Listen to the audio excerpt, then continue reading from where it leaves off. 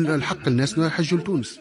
تونس الارض المقدسه، تونس بلد اولياء الله، تونس بلاتي تونس ارض مقدسه. واش سمعتوا اللي سمعتوا ولا لا؟ يعني كنا مقول به الرسول صلى الله عليه وسلم تونسي، ما خرج من تونس، مش عاشته هو تونسي يا اخو. على حسب الشوفه التوانسه قاسوا مرض الجيران. اي واخا، ما هو دليلك يا ابا القعقاع على ان الرسول واهل البيت من تونس؟ هذا اول بيت وضع للناس. نجم يكون فرعون جلسة التجريم، مش ينجم يكون 100% معناتها فرعون جلسة التجريم. المعجزه الربانيه صارت غاديه وموسى. اما الغلامين اليتيمين هم الحسن والحسين، والاب الصالح هو باباهم، والكنز هو ورثة جدهم.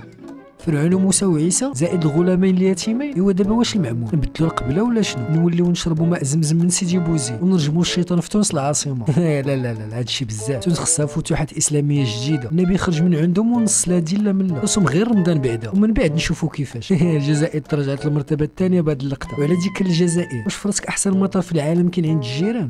واسمه مطار الهواري هواو، اللي المدير ديالو هذا صاحبنا. انا على راس مطار من مطارات يعني لي بلي مودرن اكطوالمون دون الموند، يعني حتى كاين مطارات في اوروبا اللي ما عندهاش الامكانيات تاع مطار الجزائر. سؤال بالله لما وريوني فين هاد الناس اللي يجربوا فيهم هاد الوسائل المتطوره واللي هي متطوره احسن من اوروبا. انا بعدا شفت بزاف ديال الفيديوهات عمر غير بالكلاب، حتى تهزات عليه مطار الهواري هوا. ها ودي ما تجيوش على هاد صاحبنا، على اللي سمع دخلهم 300 مليون سائح وفين في الجزائر. هذا تدعي عليه صاحبنا، خبطه وسمع هاد الهضره وعاش الدور. المهم دير بحال ما سمعتي والو ما شفتي والو. يلا حتى لنا نكون وصلنا لنا فامي. لايك وشير ديالك ضروري ان شاء الله.